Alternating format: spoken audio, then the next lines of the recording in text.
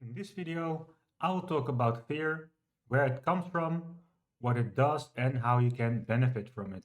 Where does fear come from? Fear is there for a reason, and when we look at nature, we can see that fear is a primal emotion and it helped us survive and getting us where we are now. And there are five primal fears that drive us. So there's the fear of extinction, also known as the fear of death, fear of mutilation, so the fear of losing any part of your body, and that's also where the fear of animals like spiders and snakes come from. We have the loss of autonomy.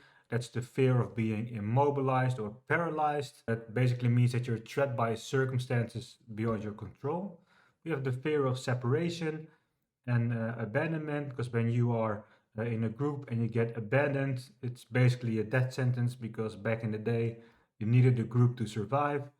You have the fear of humiliation, that's the ego death, and that's the fear that you have when you have to stand in front of a group, because rejection also means abandonment, uh, basically also the death sentence we talked about earlier. It's really good to realize that these fears serve us very well and that we can use them in our advantage. How does fear serve us? I'm not going to get really scientific here, but if we go way back into the time when we still hunted for our food, there was no safe space, there's not a brick or a wooden house above our heads, and we really needed to trust on our gut instinct. And if there's no safe space, it's nice to have some extra indicators when there's danger and when something might go wrong. That's, of course, how you survive because you prevent yourself from dying, basically. But it also serves us really well because nowadays there's no need for this primal emotion, not as much as it used to be, but it still serves us because if you talk to athletes or public speakers, they still get fearful and nervous before they get on stage. But when they are on stage, then they are actually more sharp and more focused. So that's why it still serves us now in a way.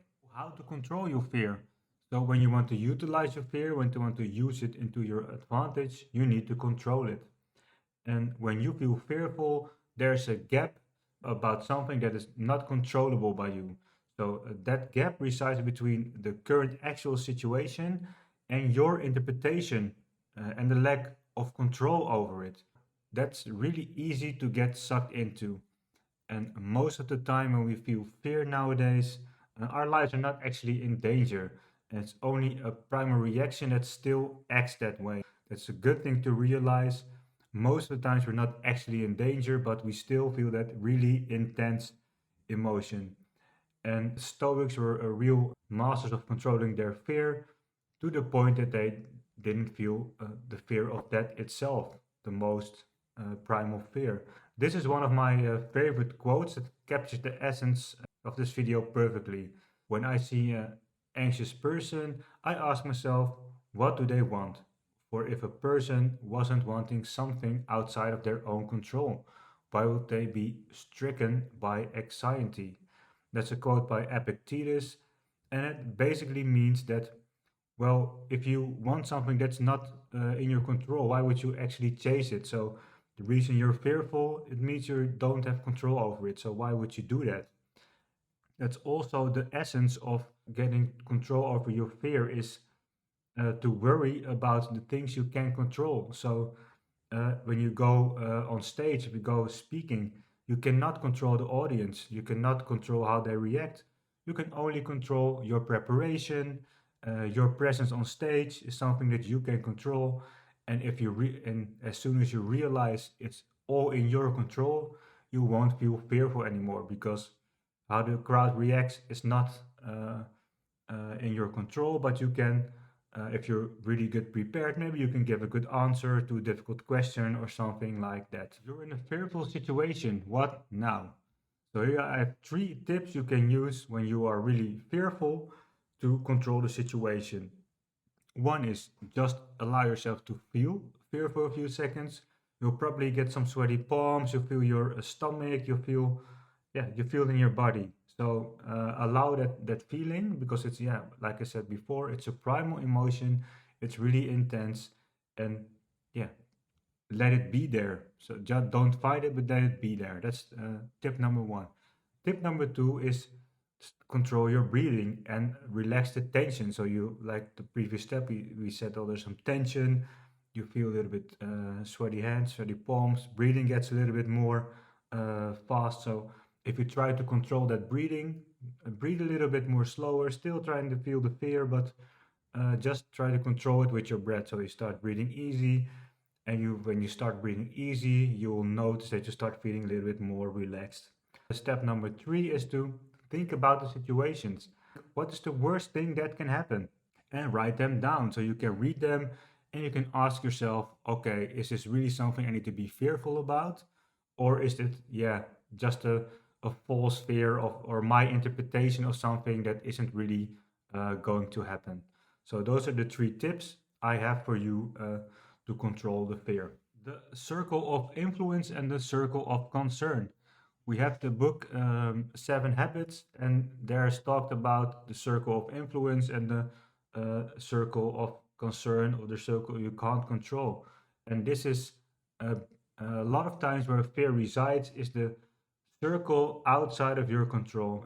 Next to the technique the Stoics use, there's also a technique to visualize and control and make you aware of the fear you have. And that's really thinking about think the influence you have on it. So if you're fearful about something, try to think about, okay, but is it of my influence or not? And if it's on my influence, then I can do something about it. So there's no reason to be fearful. So always think about the situation, how much of the situation you can control. And if you can't control it, there's no need to be fearful about it because you can't influence it. And if you can influence it, then you can start action in it, and then there's no need to be fearful about it.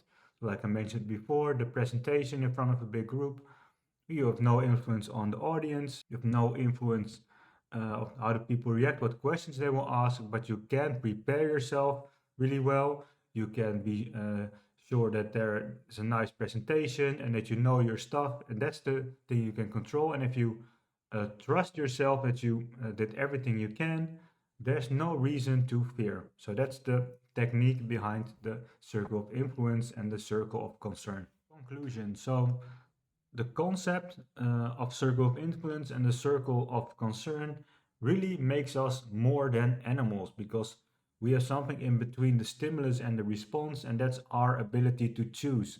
So also when we are fearful, it's a trigger for us to choose our response. How are we going to handle that fear? And that's something that got us really far as humans, and that really makes the difference between an animal and a human being.